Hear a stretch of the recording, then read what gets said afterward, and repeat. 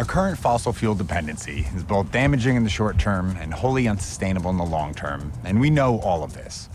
As experiments in wind, sun, and water power are being conducted around the globe, cities are trying to retrofit their grid to add a layer of sustainability. But here in the UAE, one of the largest oil exporters in the world has gone ahead and built a renewable energy oasis smack dab in the middle of the oil-rich Gulf. I'm Ryan Duffy, and this is Now What?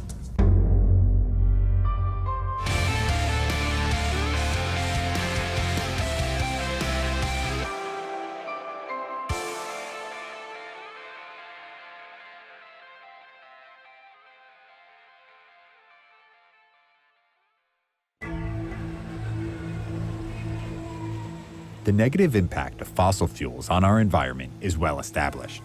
The concern at the moment is the gap between that scientific consensus and real-world action.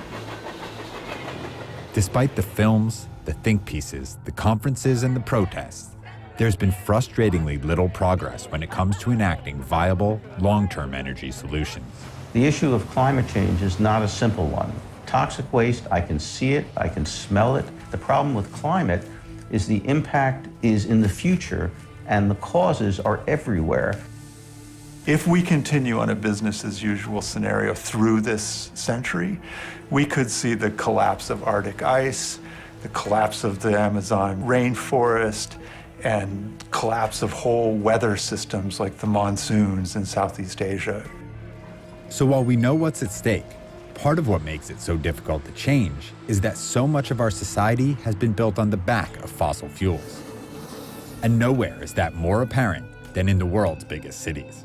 Los Angeles is a perfect example. The sprawl in every direction, the movement out from the center, people living far away and commuting on highways, all of that was based on cheap fossil fuels. One of the things that we've seen in the past 20 or 30 years is that those areas that people went to for quiet and the absence of congestion are now noisy and congested. The question is, how do we now move from this kind of infrastructure and this kind of development pattern to one that's more sustainable?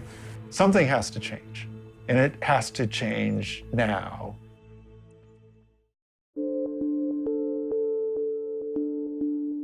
Masdar is an energy company based in the United Arab Emirates, a region where energy has long been synonymous with oil. But Masdar is not an oil company. In fact, their focus is on developing the renewable technologies that will one day supplant the oil refineries. We know that the demand for energy will keep growing, and we know that not one source can handle it. Dr. Ahmad Belhol is the CEO of Masdar. The UAE has always been an energy leader when it comes to exporting energy, but we only export hydrocarbons.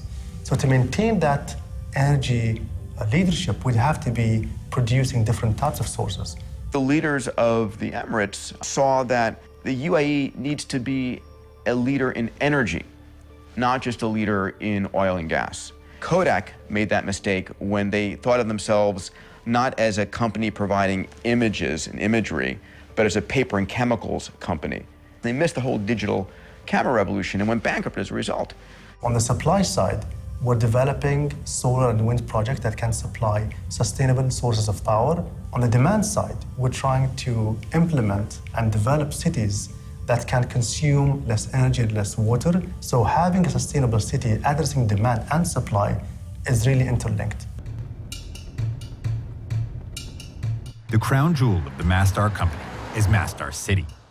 But before taking us there, Ahmed wanted to show us the component parts of their approach to renewables, the projects that laddered up to the city, including a massive solar plant and a desalination facility called Gantu.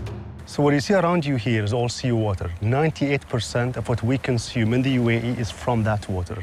So we start with the intake from that end. We channel in the water at extremely low speeds. That water gets pumped in there. And the first thing we do is we filter it to remove, the algae, the sand, and so forth. And then the exciting part happens. That's where the desalination happens, where we pump that seawater extremely fast with high pressure. You're talking about 1,000 psi, which really pushes the seawater and allows water particles to move in, but retains the salt out. So that's basically how it works. Ahmed took me inside the plant so I could taste the end result. So this is right off the ocean, fresh. Fresh ocean water? Exactly.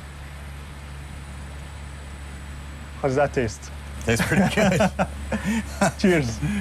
Tastes great. Thank you. In 10 years' time, I bet you these technologies will be on the ground in Abu Dhabi, in the region, and maybe in the US as well. This is Shams 1, the largest solar plant in the Middle East, and a place that has a lot of really interesting new ideas about solar energy. We're on our way to meet Abdulaziz, the general manager. So, standing up here, this place seems massive. How big is Shams 1? We could use around 210 gigawatt hours every year. This is enough to provide around 20,000 homes with their annual electricity needs every year. Shams 1 is different than most solar plants in that it uses parabolic trough technology. Abdulaziz and I drove outside the plant to have a look. This is the best time to be here. That's amazing, man. Covering 2.5 square kilometers, Shams 1 solar field is a marvel of engineering. Our government is always encouraging us to think with them what we do when the last ship is leaving the country with the last drop of oil.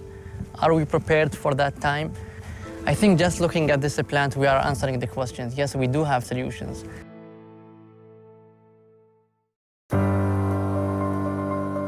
While Shams and Gantut are impressive in their own right, Masdar City is the reason we came. The real-world testing ground of these technologies and a slew of other new ideas. Located 17 kilometers south of the oil wealth that permeates Abu Dhabi, Masdar City is the world's first zero-carbon city and what some are calling the future of sustainable urban living.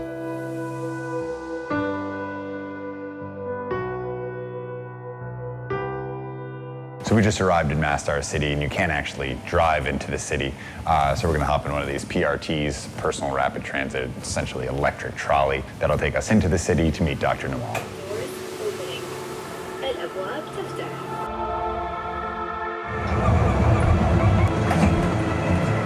You have now arrived at your destination.